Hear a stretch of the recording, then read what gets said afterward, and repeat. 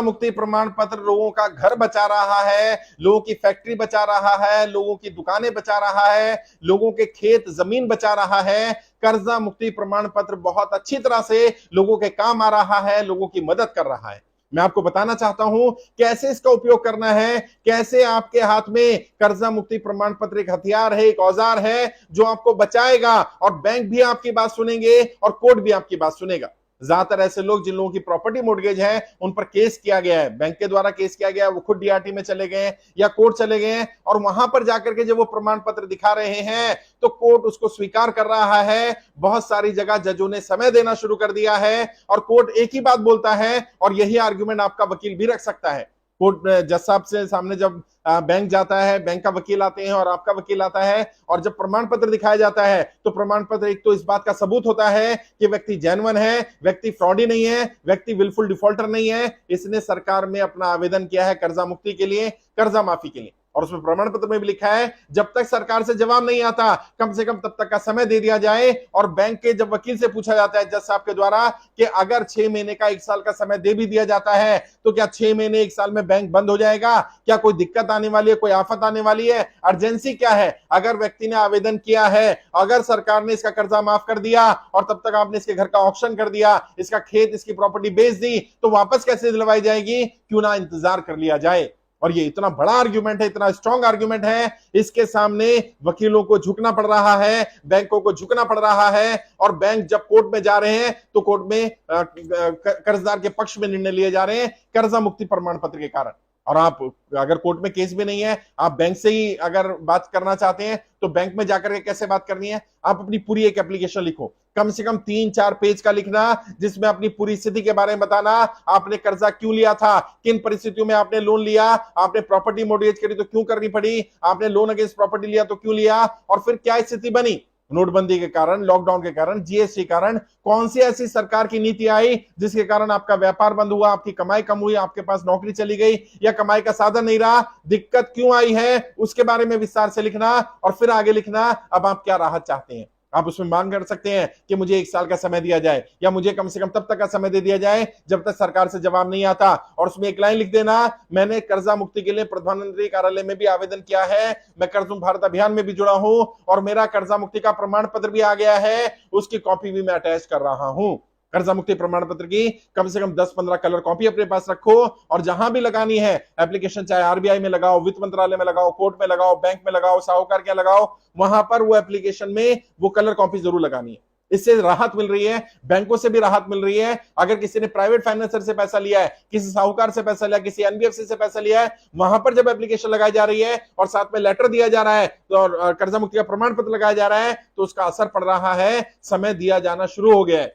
6-6 महीने का 1-1 साल का समय मिल रहा है, जितना समय मैक्सिमम मिल पाए ले लो उस समय को, और कोर्ट से भी रिक्वेस्ट करो कि जब तक सरकार से जवाब नहीं आता कम से कम तब तक का समय दे दिया जाए। मुझे विश्वास है अगले 2-3 महीने में जरूर सरकार इस पर निर्णय लेगी, क्योंकि 2024 का चुनाव आने वाला है। और मैंने बार बार कहा है, हमारी किसी पार्टी किसी नेता से लड़ाई नहीं है, हम किसी पार्टी किसी नेता के खिलाफ नहीं है। जो जनता की कर्जा माफी का समर्थन करेगा हम उसका साथ देंगे, और जो समर्थन नहीं करेगा हम उसका साथ नहीं देंगे, हम उसका विरोध करेंगे, उसके खिलाफ उम्मीदवार उतारने पड़े तो उम्मीदवार उतारेंगे, उसको चुनाव में हराएंगे, और ऐसी सरकार लेकर के आएंगे जिसका सबसे पहला मुद्दा जनता की कर्जा माफी होगी। जनता का कर्जा माफ करना ही पड़ेगा, और कोई विकल्प नहीं है। हमारी कोई नाजायज मांग नहीं है, हम तो कह रहे हैं जो सरकार की गलत नीतियों के कारण लोग कर्जे की दलदल में फंसे हैं, उनको राहत सरकार की तरफ से मिलनी चाहिए, ये सरकार की जिम्मेदारी बनती है। और कर्जा मुक्ति का प्रमाण पत्र यह साबित करता है कि आपको सरकार पर भरोसा है, यह साबित करता है आप विलफुल डिफॉल्टर नहीं है, यह साबित करता है आप पैसा मारना नहीं चाहते, यह साबित करता है आप ईमानदार हैं, यह साबित करता है आप पैसा चुकाना चाहते हैं,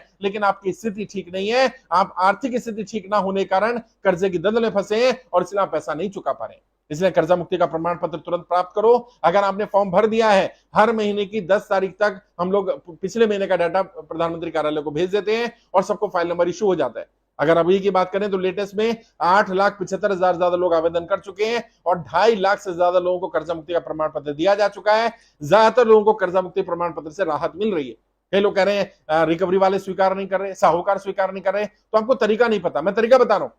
रिकवरी वाले से आपने पैसा नहीं लिया, पहली बात तो रिकवरी वाले को प्रमाण पत्र दिखाने की जरूरत नहीं है, वो शायद एक्सेप्ट नहीं भी करेगा क्योंकि उसको तो कमीशन मिलता है। अगर वो रिकवरी नहीं करेगा तो उसको कमाई नहीं होगी। इसलिए आपने पैसा लिया एनबीएफसी से, आपने पैसा लिया बैंक से, आपने पैसा लिया साहूकार से, वहां जहां पैसा लिया वहां प्रमाण पत्र लगाना है, और खाली प्रमाण पत्र नहीं लगाना, लेटर के साथ लगाना है। अब जैसे प्राइवेट फाइनेंसर को लेटर में क्या लिखना है, उसमें लिखेगा कि मैंने आपसे कितना पैसा लिया था, कब लिया था, आपको कितना ब्याज दे चुका हूं मैं, किस रेट ऑफ इंटरेस्ट पर आपने मुझे पैसा दिया है, अपना नाम, अपना फादर्स नेम, अपना एड्रेस, अपनी पूरी जानकारी मुझे दे दे, क्योंकि मैंने प्रधानमंत्री कार्यालय में कर्जा माफी के लिए आवेदन किया है। सरकार मुझसे जानकारी मांगेगी तो मुझे वहां जानकारी देनी पड़ेगी। साहूकार थर थर कांपने लगेगा साहब, क्योंकि ज्यादातर 99% साहूकार ऐसे हैं जिनके पास लैंडिंग का लाइसेंस नहीं है, जो 2% से ज्यादा जो आरबीआई की गाइडलाइंस है उससे ज्यादा इंटरेस्ट ले रहे हैं। वो लोग इस तरह की चीजें लिखकर नहीं देंगे, और वो आपको राहत भी देंगे, समय भी देंगे, दिया गया है कई जगह पर। तो कर्जा मुक्ति प्रमाण पत्र आपकी जमीन भी बचाएगा, आपकी इज्जत भी बचाएगा, आपका दफ्तर, आपकी गाड़ी बचाएगा,